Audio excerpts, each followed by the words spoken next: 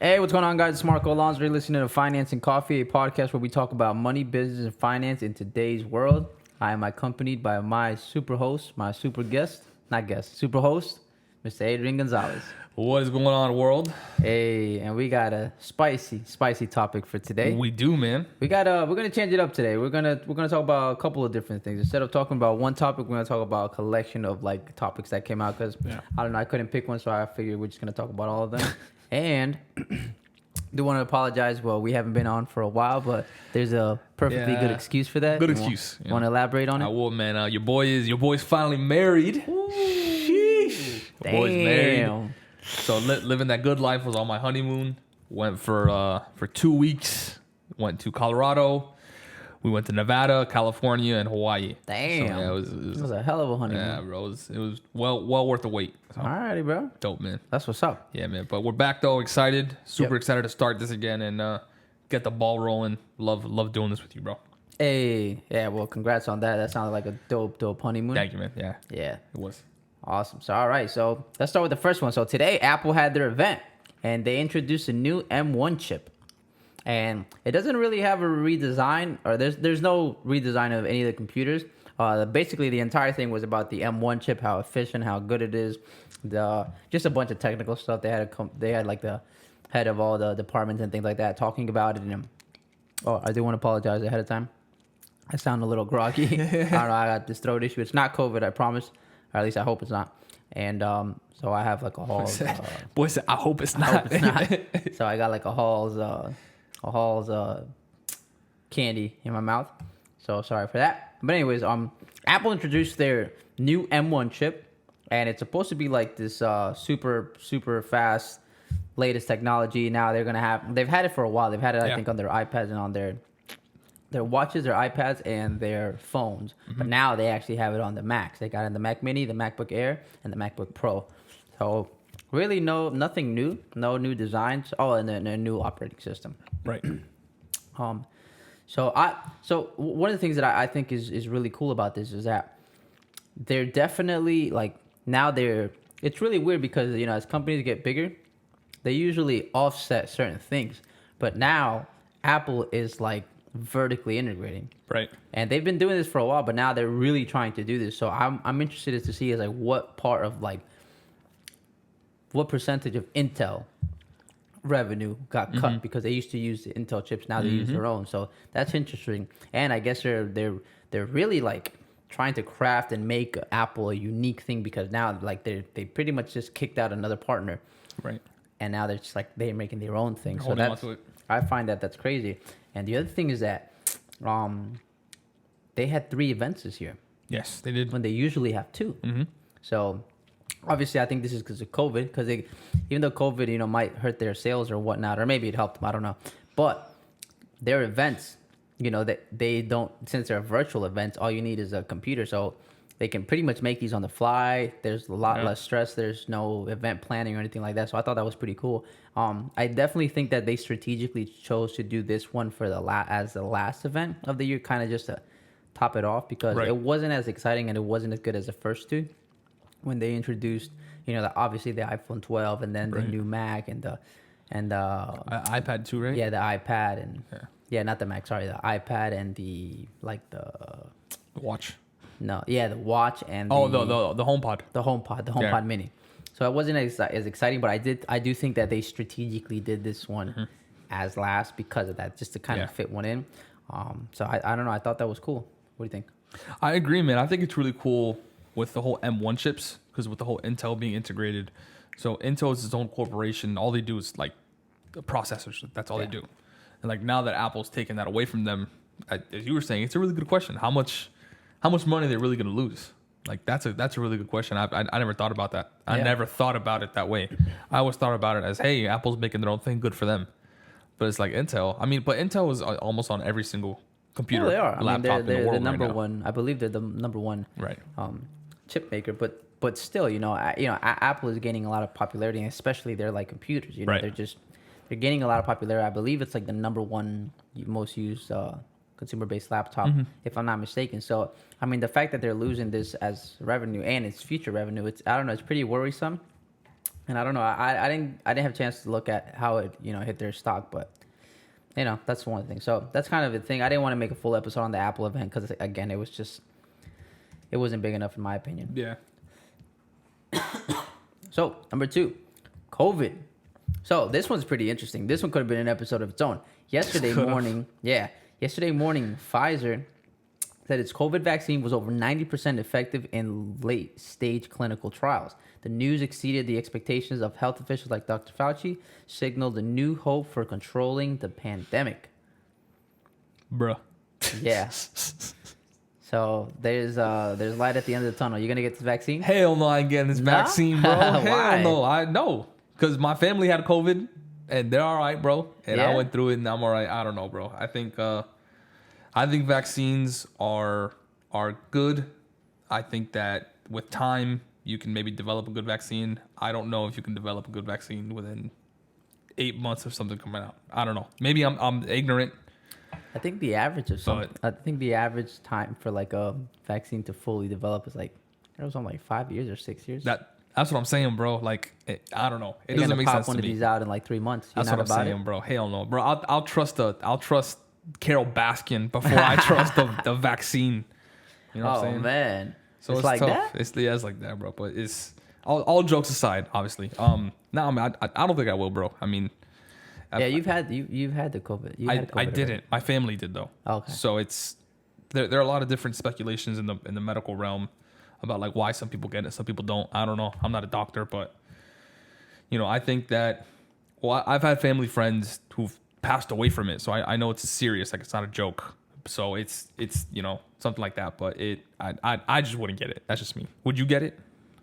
I'd wait. I'd wait for I'd wait for the majority of people to get it. Maybe wait a while, see what the side effects are going to be. Someone grows like a third eye or something. Yeah, maybe like a third eye or like a third arm or something like that. Zombie apocalypse. Like I'm just gonna wait for it for a little while, and then after a while, I don't know. I feel like I would have gotten it already because I've gone out quite a bit, and I just haven't gotten it. So whatever.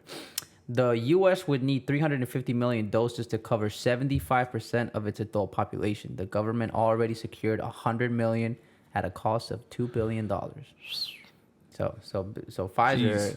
they already guaranteed $2 billion worth of revenue. That's pretty good. That's very good. Yeah, but what's fascinating is how this quickly affected the stock market. Yes. And not only like pharmaceuticals, but like all over. Because I think that it's an indicator that there's hope that things are going to go back to normal. Right. Because look at the companies that went up. Cruise operator Carnival Corporation stock rose 39%. I didn't tell you this before we started when we were reviewing our notes. I was going to invest in Carnival and I didn't. You messed up. 2 weeks ago, I was looking at it. I'm like, yo, someone's going to go on a cruise in the next 5 years. Why not invest into it? Exactly. Dang, bro. And with things going back to normal, that's probably going to be the first one. Yeah. Cruise operator Carnival Corp rose 39%. AMC theaters jumped 51%. Let's go. People want to get back to the movies, baby. I'm telling you. SL Green, the largest office owner in Manhattan, closed up 37%. Jeez, bro. Good for him. Yeah. 37% in one day, right? This is a 24-hour period. Yep. Damn. That's good money. Exactly. The airline exchange traded fund Jets soared 16%. That's a private jet company, right? No, that's a conglomerate. That's like not a conglomerate. That's like it's an ETF. Oh, okay. So it's okay, like okay, a collection yeah. of stocks. Yeah. Yeah. So ETF. Oh, yeah, my bad. Called, You just said it right Jets. So and that one soared 16%. So so I mean I'm not saying that this is gonna be Right. Every exactly day, written in yeah. stone, everything's gonna back to normal. But this is telling you how hopeful people are that it's gonna go back because it's. I mean, I think it's an indicator based on these numbers. That's 100%. Crazy. Yeah, and also take a look at the opposite. The companies that did great during the pandemic because just of the nature of their business, Peloton went down 20%. So they took it out of Peloton and they put it back into cruises. Yeah. That's crazy. Zoom down 17%. Etsy down 17% as well. And Clorox down 11%. Damn. Yep. All companies that benefited from the sweeping social changes brought on by the pandemic came crashing down. Yeah. I think it's only a matter of time, bro, before all this stuff passes by. I mean, I know it's not like, snap of a finger or, hey, January 1st, 2021, it's a new year, so all this crap's behind us. I feel like a lot of people are like that, I feel like everyone's like that, kind of in the back of their head, hopefully, you know what I mean? Yeah. But sooner, hopefully, than later, we will be out of this and stuff is going to get back to normal. I agree. It's, it's bound to happen. Yeah. Unless a meteor comes and explodes the earth. I agree. So I agree. I just say how political the whole thing is. I feel like I agree. if Biden, I mean, not to get too political, but I feel like if Biden and this Yeah. whole thing was like, it's just gonna magically go away. Yeah. I feel like right now because the it did elections, go. It did go away. You didn't see what was happening outside the White House? No.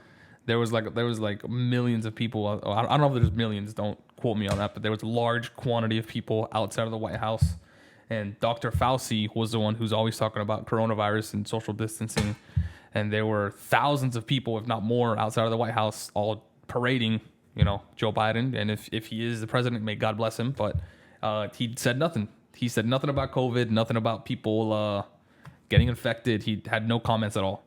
So, and he's always commenting on other candidates, Trump specifically, but other people whenever they get together.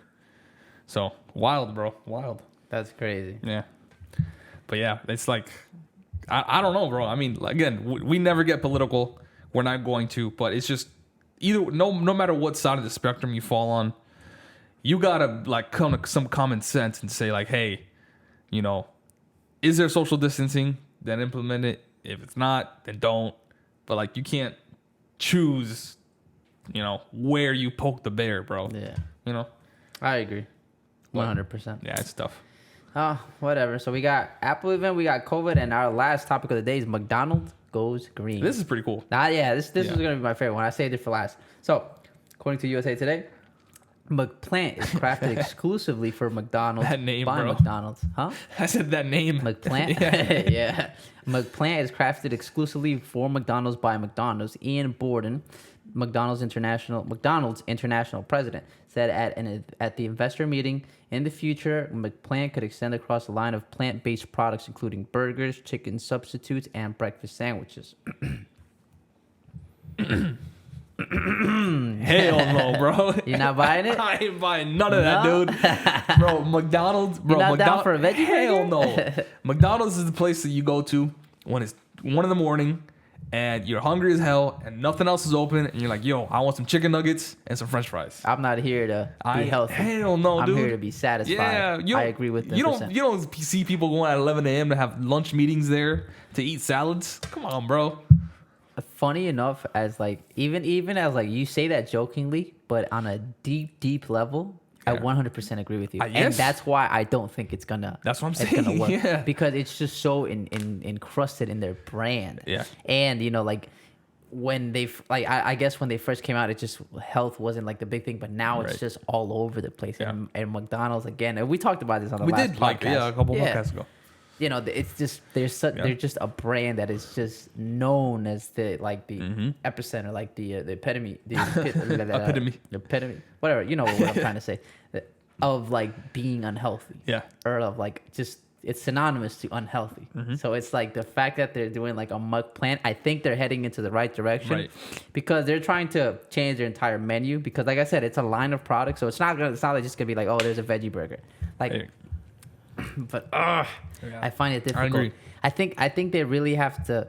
They have to go like completely AWOL, like just go all or nothing on this whole healthy thing. I mean, they gotta like start incorporating it in like schools. They have to start, releasing educational programs, change their entire menu, join like a political affiliates, like just. I don't know how to explain. Like they just have to go completely AWOL and just be like, listen, we're going against the movement of being unhealthy, and they have to try to promote that, get really healthy, get really, because I just don't see them slapping a healthy menu as an alternative. Because again, that's what I'm saying. It's the kids don't go there for the health; they go there for That's what I'm saying. They have to change the minds of like the kids and the average consumer, saying that this is.